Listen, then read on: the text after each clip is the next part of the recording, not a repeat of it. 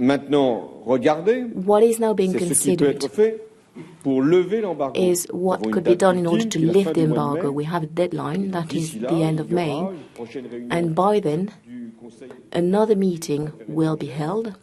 Foreign Affairs meeting of Ministers for Foreign Affairs will meet in Ireland so that we look at all the consequences of the lifting of the embargo. So why am I willing to see such a development when it comes to Europe's attitude, and why now? Precisely because it's been 2 years. 2 years of a terrible situation, and the number of victims is increasing every day. Over the past few months, no political solution has been found, notwithstanding all the attempts undertaken by the mediator, Mr. Ibrahimi, as well as the bilateral discussions, the meetings of the Security Council.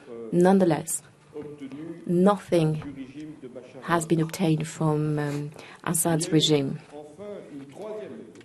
Lastly, there has been a third development. This is precisely the recognition by most of the international community of the coalition. The coalition recognizes the legitimate representative of the Syrian people. If you add to this the arms that are being delivered by a number of countries, including Russia, let us be clear about it. Arms delivered to Bashar al-Assad and his regime. From there, we have to draw all the conclusions. And I consider that Europe should take this decision within the coming weeks. This is being requested by the coalition, but not only by the coalition. The coalition, given that there are no political solutions at the moment, even though the military pressure could revive the political solution. But in the meantime, the coalition needs to have the means to defend the areas that have been freed and to answer to the weapons, by the weapons. And then we have to make sure that the weapons reach the coalition and only the coalition, and cannot be used and misused by groups.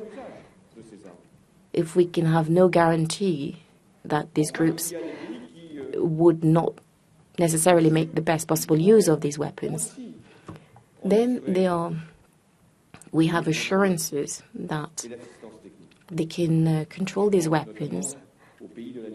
Some countries can provide the assistance to control the weapons and provide the technical assistance, and I have in mind the countries of the Arab League. So there is an ongoing negotiation. It will be useful in order to find any possible political solution, and it will be necessary to defend the population in Syria. This is the discussion we had, and the discussion will continue on the occasion of the next meeting of the Ministers of Foreign Affairs. So this is where we stand on this important issue, which